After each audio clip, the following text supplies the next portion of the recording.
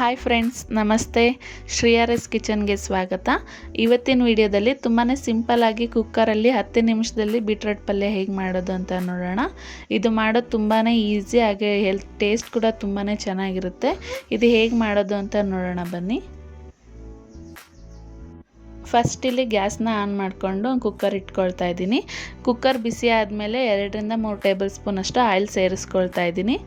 Oil ಬಿಸಿ ಆದಮೇಲೆ ಒಂದು ಅರ್ಧ ಟೇಬಲ್ ಸ್ಪೂನ್ ಸಾಸಿವೆ, ಒಂದು ಅರ್ಧ ಟೇಬಲ್ ಸ್ಪೂನ್ ಜೀರಿಗೆನ ಸೇರಿಸ್ಕೊಳ್ತಾ ಇದ್ದೀನಿ. ಹಾಗೆ ಒಂದು ಸ್ವಲ್ಪ ಕರಿಬೇವನ್ನೆಲ್ಲ ಸೇರಿಸ್ಕೊಂಡು ಚೆನ್ನಾಗಿ ಫ್ರೈ ಮಾಡ್ಕೊಳ್ತಾ ಇದ್ದೀನಿ. ಇಲ್ಲಿ ಇದೆಲ್ಲ ಚೆನ್ನಾಗಿ ಫ್ರೈ ಆದಮೇಲೆ ಒಂದು ಈರುಳ್ಳಿನ ಚಿಕ್ಕದಾಗಿ ಹೆಚ್ಚಿಟ್ಕೊಂಡು ಸೇರಿಸ್ಕೊಳ್ತಾ ಇದ್ದೀನಿ. ಈರುಳ್ಳಿ ಕೂಡ ಚೆನ್ನಾಗಿ ಗೋಲ್ಡನ್ ಕಲರ್ ಬರೋವರೆಗೂ ಚೆನ್ನಾಗಿ ಫ್ರೈ ಮಾಡ್ಕೊಳ್ಬೇಕಾಗುತ್ತೆ. ಇವಾಗ ನೋಡಿ, ಇದೆಲ್ಲ ಚೆನ್ನಾಗಿ ಫ್ರೈ ಆಗ್ತಾ ಇದೆ. ಈ ಟೈಮಲ್ಲೇ ನಾವು ಚಿಕ್ಕದಾಗಿ ಹೆಚ್ಚಿಟ್ಕೊಂಡಿರೋ ಅಂತಹ ಒಂದು ಟೊಮೊಟೊ ಸೇರಿಸ್ಕೊಳ್ತಾ ಇದ್ದೀನಿ. ಇಲ್ಲಿ ಜಾಸ್ತಿ ಹುಳಿ ಬೇಕಾಗಿಲ್ಲ, ಒಂದು ಟೊಮೊಟೊ ಆದರೆ ಸಾಕಾಗುತ್ತೆ. ಇವಾಗ ಈ ಟೊಮೊಟೊ ಎಲ್ಲ ಸಾಫ್ಟ್ ಆಗೋವರೆಗೂ ಚೆನ್ನಾಗಿ ಬೇಯಿಸ್ಕೊಳ್ಬೇಕು. ಇಲ್ಲಿ ನಾನು ನಾಟಿ ಟೊಮೊಟೊ ಯೂಸ್ ಮಾಡಿದ್ದೀನಿ, ಅದಕ್ಕೆ ನಾನು 1 ಟೊಮೊಟೊ ತೊಗೊಂಡಿದ್ದೀನಿ. ನೀವು ಫಾರಮ್ ಟೊಮೊಟೊ ಯೂಸ್ ಮಾಡೋದಾದರೆ 2 ಟೊಮೊಟೊ ಸೇರಿಸ್ಕೊಳ್ಳಿ. ಇವಾಗ ಟೊಮೊಟೊ ಎಲ್ಲ ಚೆನ್ನಾಗಿ ಫ್ರೈ ಆಗಿದೆ. ಇಲ್ಲಿ ನಾನು ಒಂದು 1/4 kg ಆಗೋಷ್ಟು ಬೀಟ್ರೋಟ್ನ ತುರಿದಿಟ್ಕೊಂಡಿದ್ದೀನಿ. ಇವಾಗ ಇದನ್ನು ಸಹ ಸೇರಿಸ್ಕೊಳ್ತಾ ಇದ್ದೀನಿ. ಇವಾಗ ಇದನ್ನೆಲ್ಲ ಚೆನ್ನಾಗಿ ಮಿಕ್ಸ್ ಮಾಡ್ಕೊಳ್ತಾ ಇದ್ದೀನಿ. ಇಲ್ಲಿಗೆ ಬೀಟ್ರೋಟ್ದ ಹಸಿ ಸ್ಮೆಲ್ ಹೋಗೋವರೆಗೂ ಚೆನ್ನಾಗಿ ಫ್ರೈ ಮಾಡ್ಕೊಳ್ಬೇಕಾಗುತ್ತೆ. ಇವಾಗ ನೋಡಿ, ಇದೆಲ್ಲ ಚೆನ್ನಾಗಿ ಫ್ರೈ ಆಗ್ತಾ ಇದೆ. ಈ ಟೈಮಲ್ಲಿ ನಾನು ಒಂದು ಅರ್ಧ ಟೇಬಲ್ ಸ್ಪೂನ್ ಅಷ್ಟು ಉಪ್ಪನ್ನ ಸೇರಿಸ್ಕೊಳ್ತಾ ಇದ್ದೀನಿ. ಉಪ್ಪನ್ನ ಸೇರಿಸ್ಕೊಂಡಾದ್ಮೇಲೆ ಚೆನ್ನಾಗಿ ಮಿಕ್ಸ್ ಮಾಡ್ಕೊಳ್ಬೇಕು. ಇಲ್ಲಿ ನಾವು ಚಿಕ್ಕದಾಗಿ ಹೆಚ್ಚಿ ಪಲ್ಯ ಮಾಡೋದಕ್ಕಿಂತ ಈ ಥರ ತುರಿದ್ಬಿಟ್ಟು ಮಾಡೋದ್ರಿಂದ ಟೇಸ್ಟ್ ತುಂಬಾ ಚೆನ್ನಾಗಿರುತ್ತೆ. ಈ ಥರ ಮಾಡಿದರೆ ಇಷ್ಟಪಡಲಿದ್ದವರು ಸಹ ಬೀಟ್ರೋಟ್ ಪಲ್ಯ ಇಷ್ಟಪಟ್ಟು ತಿಂತಾರೆ. ಈ ಟೈಮಲ್ಲಿ ನಾನು ಒಂದು 1/4 ಲೋಟದಷ್ಟು ನೀರನ್ನ ಸೇರಿಸ್ಕೊಳ್ತಾ ಇದ್ದೀನಿ. ನೀರು ಹಾಕ್ಕೊಂಡಾದ್ಮೇಲೆ ಒಂದ್ಸರಿ ಚೆನ್ನಾಗಿ ಮಿಕ್ಸ್ ಮಾಡ್ಕೊಳ್ತಾ ಇದ್ದೀನಿ. ಇವಾಗ ನೋಡಿ, ಇದೆಲ್ಲ ಚೆನ್ನಾಗಿ ಮಿಕ್ಸ್ ಆಗಿದೆ. ಇದನ್ನೆಲ್ಲ ನಾನು ಒಂದು ಮೀಡಿಯಮ್ ಫ್ಲೇಮಲ್ಲಿ ಇಟ್ಕೊಂಡೆ ಮಾಡ್ಕೋಬೇಕಾಗುತ್ತೆ.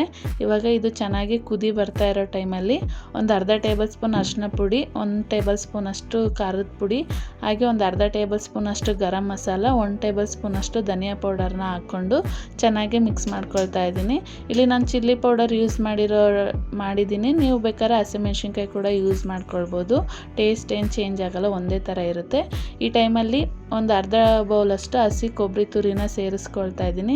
ಬೇಕಾದ್ರೆ ನೀವು ಸ್ವಲ್ಪ ಜಾಸ್ತಿ ಕೂಡ ಹಾಕ್ಕೊಳ್ಬೋದು, ಟೇಸ್ಟ್ ಇನ್ನೂ ಚೆನ್ನಾಗಿರುತ್ತೆ. ಇದು ಕೊಬ್ಬರಿ ತುರಿ ಎಲ್ಲ ಹಾಕ್ಕೊಂಡಾದ್ಮೇಲೆ ಚೆನ್ನಾಗಿ ಫ್ರೈ ಮಾಡ್ಕೊಳ್ಬೇಕು. ಇವಾಗ ಇದೆಲ್ಲ ಚೆನ್ನಾಗಿ ಫ್ರೈ ಆಗಿದೆ. ಆವಾಗಲೇ ಒಂದು ಅರ್ಧ ಟೇಬಲ್ ಸ್ಪೂನ್ ಉಪ್ಪನ್ನ ಸೇರಿಸ್ಕೊಂಡಿದ್ದೆ. ಈಗ ಇನ್ನೊಂದು ಅರ್ಧ ಟೇಬಲ್ ಸ್ಪೂನ್ ಅಷ್ಟು ಉಪ್ಪನ್ನ ಹಾಕ್ಕೊಂಡು ಚೆನ್ನಾಗಿ ಮಿಕ್ಸ್ ಮಾಡ್ಕೊಳ್ತಾ ಇದ್ದೀನಿ. ಇವಾಗ ನೋಡಿ, ಇದು ಚೆನ್ನಾಗಿ ಮಿಕ್ಸ್ ಆಗಿದೆ, ಪಲ್ಯ ಕೂಡ ರೆಡಿಯಾಗಿ ಬಂದಿದೆ. ಈ ಟೈಮಲ್ಲಿ ನಾವು ಕುಕ್ಕರ್ನ ಕ್ಲೋಸ್ ಮಾಡಿಬಿಟ್ಟು 1 ವಿಸಲ್ ಕೂಗಿಸ್ಕೊಂಡ್ರೆ ಸಾಕಾಗುತ್ತೆ, ಪಲ್ಯ ರೆಡಿ ಆಗಿಬಿಡುತ್ತೆ.